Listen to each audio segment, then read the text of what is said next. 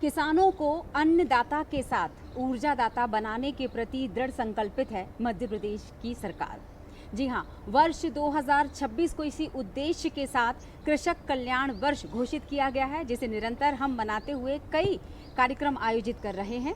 आपको बता दें कि वर्तमान में कई कृषि कल्याणकारी योजनाएं संचालित की जा रही हैं, जिनका लाभ उठाकर हमारे कृषक भाई अपनी आय में वृद्धि कर सकते हैं, खेती की लागत को कम कर सकते हैं और प्रदेश की ग्रामीण अर्थव्यवस्था को बढ़ाने में अपना योगदान दे सकते हैं।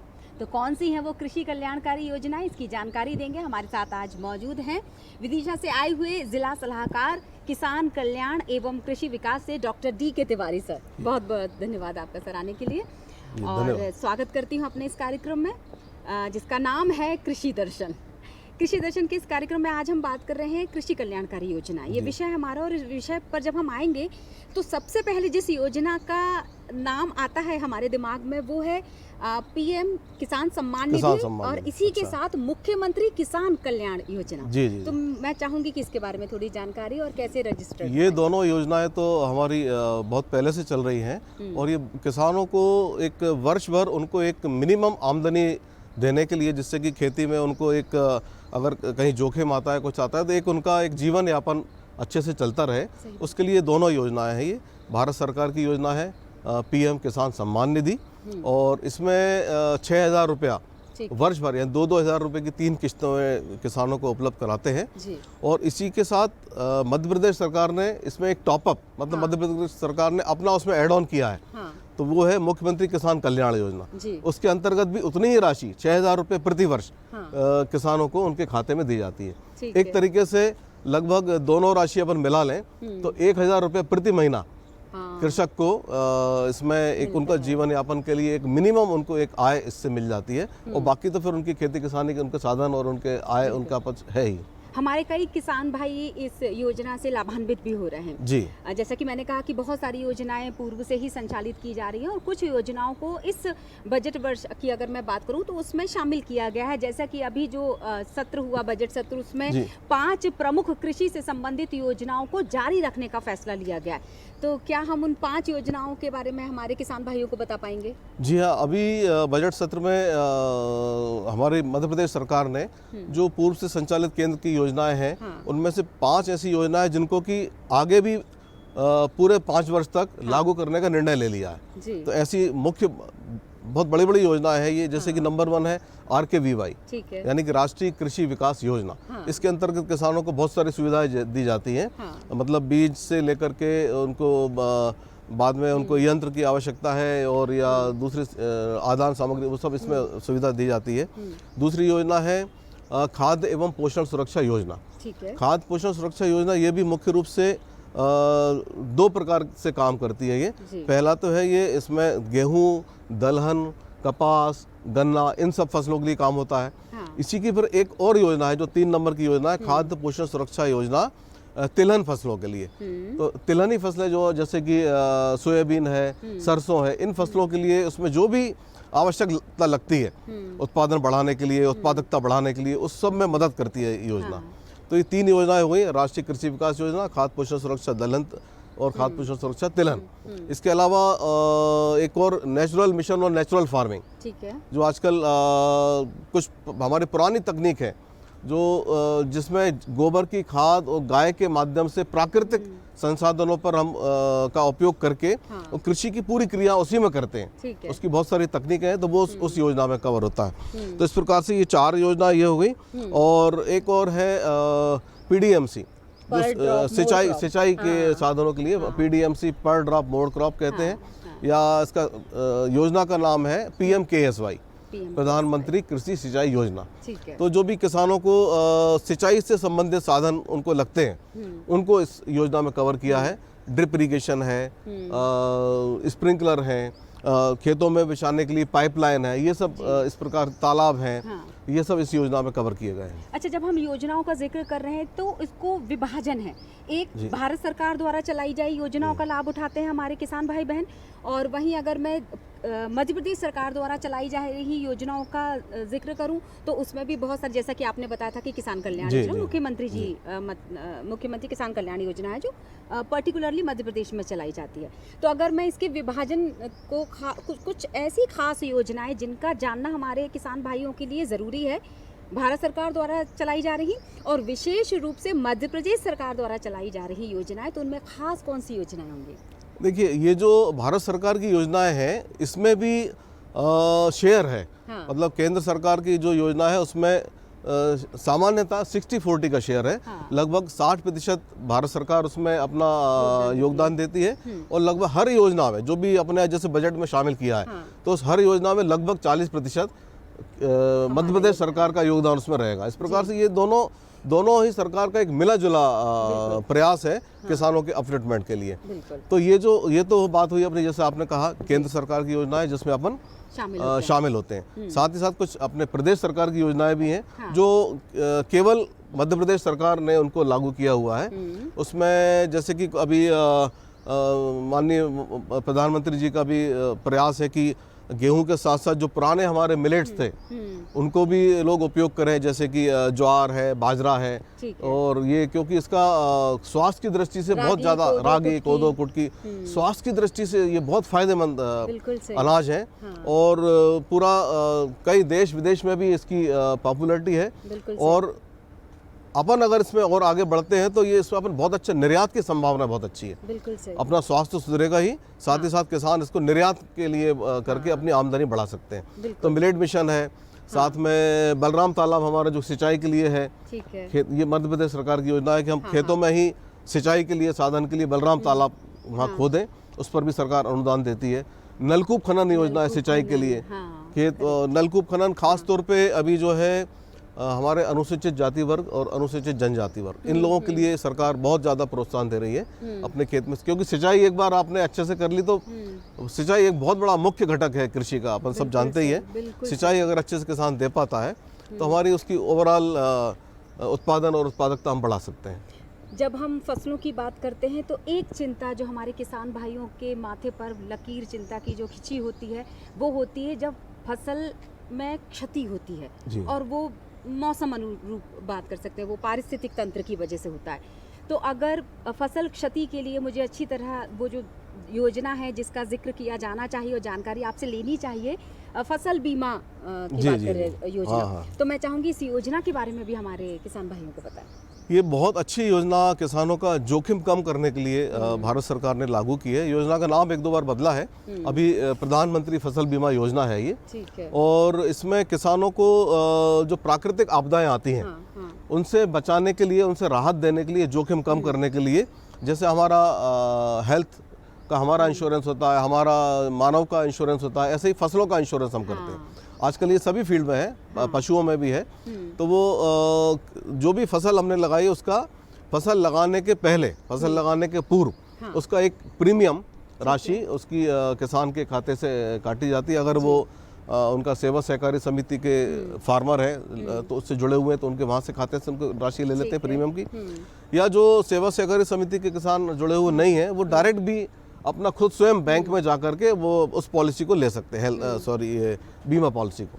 तो बीमा पॉलिसी लेते हैं, फिर अगर कोई प्राकृतिक आपदा आती है तो उसका फिर एक सर्वे होता है, और सर्वे में फिर देखते हैं औसत उत्पादन जो आता रहा है उसकी तुलना में कितना कमी आई है, उसके आधार पर कैलकुलेशन करके फिर उसका एक राहत राशि किसान के खाते में इस योजना के माध्यम से दी जाती है। किसान को इससे बहुत राहत मिलती है। बिल्कुल सही। इसमें यहाँ एक पॉइंट और जोड़ना चाहूँगा कि कई बार क्या होता है जब प्राकृतिक आपदा कोई आती है, ओला होता है, बारिश होती है, तो उसमें किसान को सूचना देनी होती है। किसान उसको जिस समय उसके खेत में हुआ तो उसको 72 घंटे के अंदर उसके अलग अलग जिले में अलग अलग कंपनियां काम कर रही हैं इसके लिए, तो 72 घंटे के अंदर उस जिले में जो भी कंपनी काम कर रही है उस कंपनी के टोल फ्री नंबर पर अपना रजिस्ट्रेशन करा दें। उससे क्या होता है कि वो उनका खेत एक तरीके से उनका नाम रजिस्टर्ड हो गया, और फिर जब भी उनको समय मिलेगा 1-2 दिन में, तो वो आकर उसके सर्वे कर लेते हैं। सर्वे के आधार पर फिर मुआवजा राशि या राहत राशि या जो भी अपन के बीमा की राशि उनको बाद में मतलब मिल जिस जाती क्षण किसान भाई को ये पता चलता है कि उनकी फसल में क्षति हुई है। किसी वजह से, तो फिर वो उसका पहले रजिस्ट्रेशन करवाएंगे। पंजीयन कराने के बाद मतलब जिला समिति, अगर मैं गलत नहीं हूँ तो हाँ, जिला विभाग में इसकी सूचना देनी होगी। जिला विभाग में दे दें या फसल बीमा कंपनी में। बिल्कुल ठीक। मध्य प्रदेश सरकार ने जिले बांट रखे हैं। अच्छा। अलग अलग जिले में, जैसे कि फसल बीमा कुछ कंपनी, क्रॉप इंश्योरेंस कंपनी है, SBI की भी कंपनी है, सिर्फ 4-5-6 कंपनियां हैं ये काम कर रही हैं अलग अलग जिले में। तो उन जो भी कंपनी काम कर रही है उसके टोल फ्री नंबर पे आप रजिस्ट्रेशन उसको कर दें। मैं इनफैक्ट आपसे ये पूछने भी वाली थी कि टोल फ्री नंबर का हम जिक्र कर रहे हैं, तो क्यों नहीं हम ये नंबर भी बता देते हैं 1800 समथिंग। ये तो सभी के लिए कृषि से संबंधी कोई भी समस्या हो, समस्या हो, समाधान हो या अपनी कोई जिज्ञासा हो, उन सब के लिए टोल फ्री नंबर ये है ही हमारा 1800-180-1551। ठीक है, 1800-180-1551। हमारे किसान भाइयों ने नोट कर लिया होगा। याद रखने के लिए 1800, 180 और 1551। और हमारे इस कार्यक्रम के विषय में उसका विज्ञापन भी आता है। बिल्कुल, तो हमारे किसान भाई अगर इस वक्त कार्यक्रम को देख रहे होंगे तो उन्होंने इसको अंकित कर लिया होगा अपने स्मृति पटल पर। जब हम योजनाओं का जिक्र कर रहे थे तो एक बहुत जिसका बहुत ज़्यादा जिक्र हुआ और जिसका सफल समापन भी हुआ वो थी भावांतर योजना, आपको याद होगा। तो मैं चाहूँगी, अंतिम क्षणों में है हम इस कार्यक्रम के। अच्छा। तो भावांतर योजना के, सोयाबीन में भावांतर योजना के सफल उसके स्थानांतरित की है राशि। उसके बाद अब कौन सी वो होंगी फसलें या कौन से वो अनाज होंगे जिसको हम इसमें रजिस्टर पंजीयन होगा इसमें भावांतर योजना के तहत? भावांतर योजना भी ये बहुत अच्छी एक योजना है।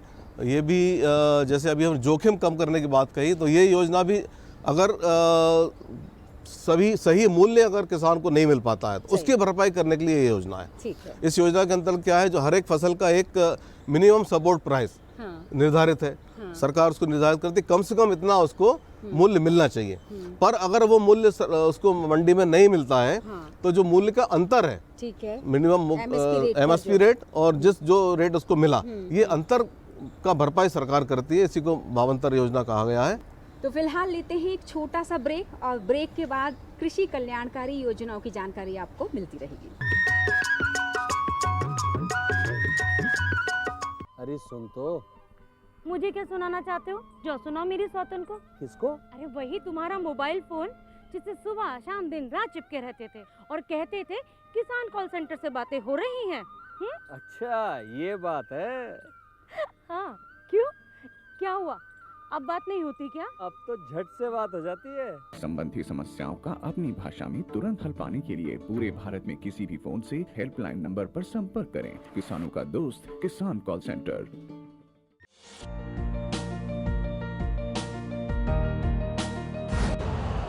यूरिया का स्वदेशी उत्पादन 70 लाख टन बढ़ाने के लिए 6 उर्वरक संयंत्रों का उद्धार किया जा रहा है। FCIL के गोरखपुर, सिंदरी, तलचर और रामागुंडम संयंत्र, HFCL की बरौनी इकाई और BVFCL की नामरू फोर्थ। सोने पर सुहागा ये है कि देश में अब बनेगा सिर्फ नीम लेपित यूरिया, क्योंकि इससे होगा किसानों का फायदा ही फायदा। अनाज का उत्पादन 10% तक बढ़ेगा। बढ़ेगी 10 से 15% नाइट्रोजन क्षमता।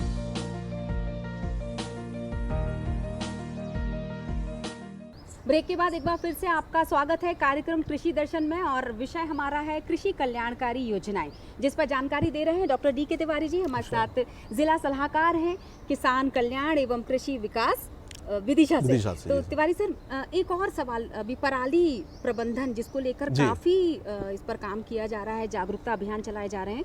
तो पराली एक बहुत बड़ी समस्या है, मैं चाहूँगी उसके प्रबंधन से जुड़ी हुई भी कुछ जानकारी दे दें, और अगर इससे जुड़ी हुई कोई योजना है जिसका लाभ उठा सकें तो मैं चाहूँगी कि साथ में से भी शामिल कर लीजिए। पराली प्रबंधन के लिए, पराली जैसे आपने बता दिया बहुत समस्या वाली स्थिति है, क्योंकि पराली किसान क्या करता है, खेत को साफ करने की दृष्टि से खेत में जो भी स्टबल है, जो भी बचे हुए अवशेष हैं वो जला देते हैं। तो उनका ये रहता है कि खेत एकदम साफ हो जाए, लेकिन उसमें नुकसान क्या होता है, जो कार्बनिक पदार्थ हैं, जो जो पौधे बड़ा हुआ और जो स्टबल जो बचे हैं ये भूमि में मिलना चाहिए। भूमि में मिल जाएंगे तो एक कार्बनिक पदार्थ की मात्रा भूमि में बढ़ जाएगी।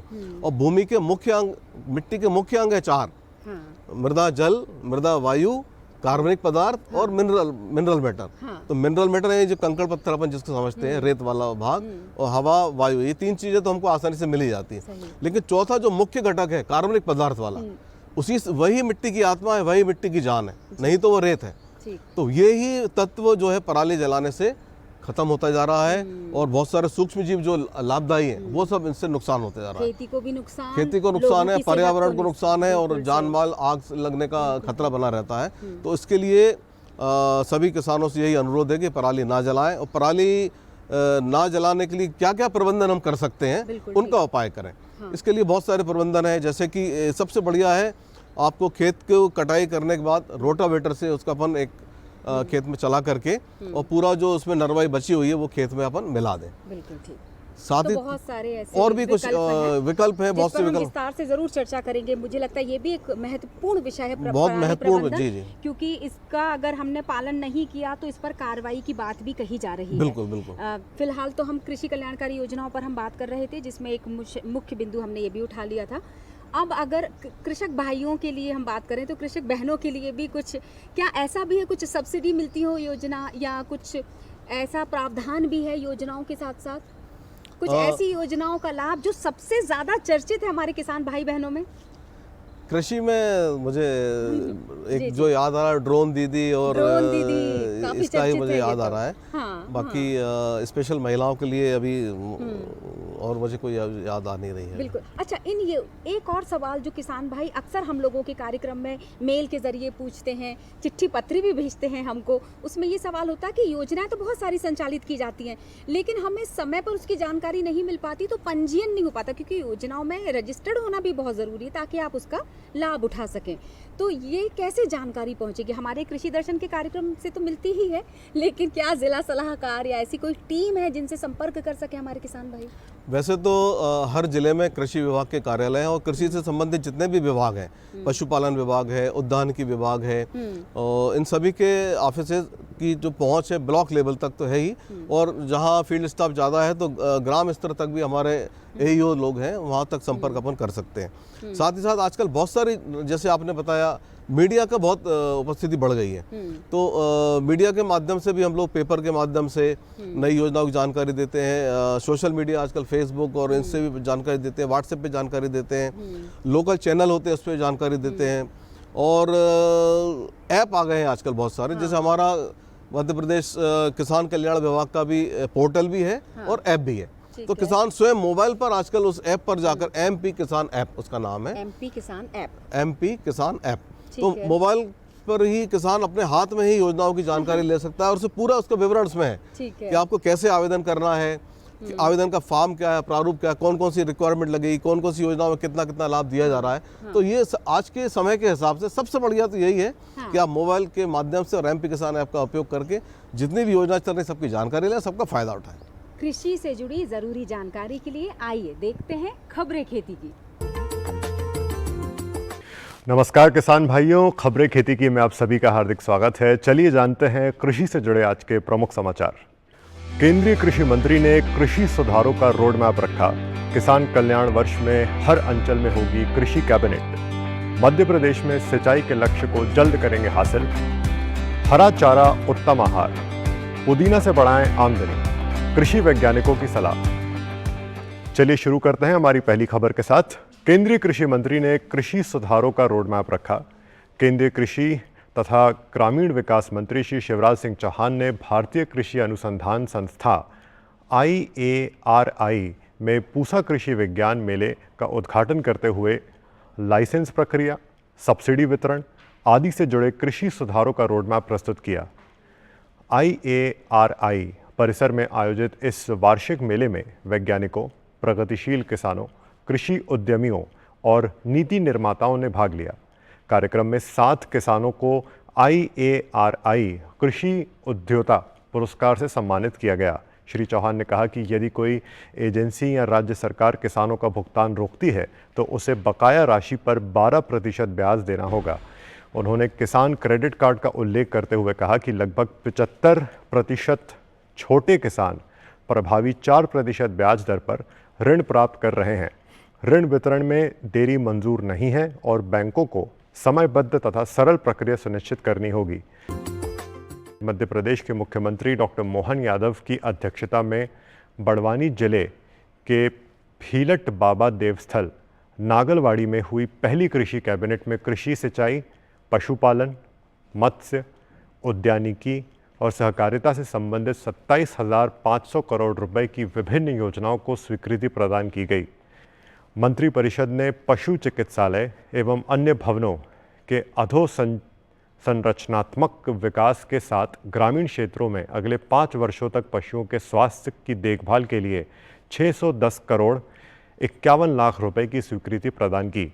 यह कार्य वर्ष 2026 से 2031 तक निरंतर जारी रहेंगे। मंत्रिपरिषद द्वारा मुख्यमंत्री मछुआ समृद्धि योजना को आगामी 2 वर्ष 2026 से 27 और वर्ष 2027 से 28 की निरंतरता के लिए 200 करोड़ रुपए की स्वीकृति प्रदान की गई। योजना में मत्स्य बीज संवर्धन, मत्स्य पालकों का प्रशिक्षण, ब्याज अनुदान एवं रोजगार के अवसर प्रदान किए जाते हैं। किसानों के सूखे खेतों तक जब सिंचाई का पानी पहुंचता है तो मिट्टी सोना उगलती है। किसान कल्याण वर्ष 2026 में किसानों की समृद्धि के लिए उनके खेतों में सिंचाई की भरपूर व्यवस्था की जाएगी, जिससे वे वर्ष भर फसलें ले सकें। सिंचाई का रकबा बढ़ाने और हर किसान के खेत तक पानी पहुंचाने के लिए मध्य प्रदेश के बजट 2026-27 में जल प्रदाय योजनाओं के लिए महत्वपूर्ण प्रावधान किए गए। प्रदेश में सिंचाई परियोजनाओं के माध्यम से संचित रकबे में निरंतर बढ़ोतरी हो रही है। शीघ्र ही प्रदेश में सिंचाई के रकबे को 100 लाख हेक्टेयर तक पहुंचाने का लक्ष्य पूरा कर लिया जाएगा। प्रदेश के मुख्यमंत्री डॉक्टर मोहन यादव ने कहा कि आगामी वित्तीय वर्ष में जल प्रदाय योजनाओं के लिए जो प्रावधान किए गए हैं उनमें मुख्य रूप से नर्मदा घाटी विकास के अंतर्गत NVDA के सभी बिजली बिलों के लिए 689 करोड़ रुपए, सेंधवा उद्वहन माइक्रो सिंचाई परियोजना में 500 करोड़ रुपए, सांवेर माइक्रो उद्वहन सिंचाई योजना में 400 करोड़ रुपए, ISP काली सिंध उद्वहन माइक्रो सिंचाई योजना फेज 2 में 400 करोड़ रुपए शामिल हैं। हरा चारा उत्तम आहार। जायद मौसम में हरे चारे की कमी प्रायः सभी जगह होती है और यदि हरा चारा उपलब्ध हो जाए तो पशुओं के लिए, विशेषकर दुधारू पशुओं को बहुत लाभ मिलता है और अच्छे दूध उत्पादन का लाभ पालकों को भी मिलता है। कुछ क्षेत्र में MP चरी को लगाकर पशुओं के लिए ग्रीष्म काल में हरा चारा उपलब्ध कराया जा सकता है। इस फसल की कटाई कई बार की जा सकती है क्योंकि इसमें HCN नामक जहरीला पदार्थ बहुत कम होता है, जिससे पशुओं को बचाया जा सकता है। इसमें 5 से 6% प्रोटीन होता है। इसका तना पतला और मुलायम होता है, जिससे पशु चाव से खाते हैं और पचाते हैं। इस फसल को लगाने के लिए 1 हेक्टेयर क्षेत्र में 40 किलो बीज की ज़रूरत होती है, जबकि urea 260 kilo, 350 kilo single super phosphate तथा 33 किलो म्यूरेट ऑफ पोटैश का उपयोग करें। पुदीना एक गुणकारी औषधि फसल है। इससे पेपरमेंट भी बनाया जाता है, जो कि बहुत अधिक कीमत देता है। इसीलिए किसान भाई पुदीना लगाएं, लाभ कमाएं। यह सभी प्रकार की जलवायु एवं भूमि में पैदा किया जा सकता है, केवल पहाड़ी बर्फीली भूमियों को छोड़कर। इसका प्रवर्धन कलमों तथा कलम कटिंग से होता है। मार्च, अप्रैल एवं अक्टूबर माह पुदीना लगाने के लिए उपयुक्त है। कतार से कतार 20 सेंटीमीटर तथा पौधे से पौधा 5 सेंटीमीटर की दूरी रखनी चाहिए। 1 हेक्टेयर क्षेत्र के लिए 250 किलो पुदीना कटिंग पर्याप्त होती है। इससे सतत नमी की आवश्यकता होती है। गोबर की खाद डालकर लगाने से अच्छा उत्पादन मिल जाता है। थोड़ी मात्रा में यूरिया की टॉप ड्रेसिंग से अधिक पत्तियां प्राप्त की जा सकती हैं। खबरें खेती की में आज के लिए बस इतना ही। मुझे दीजिए इजाज़त। धन्यवाद। तो आपको आज के कृषि दर्शन का विषय कृषि कल्याणकारी योजनाएं, पूरी उम्मीद है आपको बहुत तमाम जानकारियां मिल गई होंगी डॉक्टर DK तिवारी जी से, और ऐसी ही ज़रूरी जानकारियों के साथ फिर हाजिर होंगे। लेकिन जाने से पहले यही कि जैसे खेत पर किसान और सीमा पर जवान, उन सभी को हमारा प्रणाम। मुझे दीजिए यहीं इजाज़त। नमस्कार।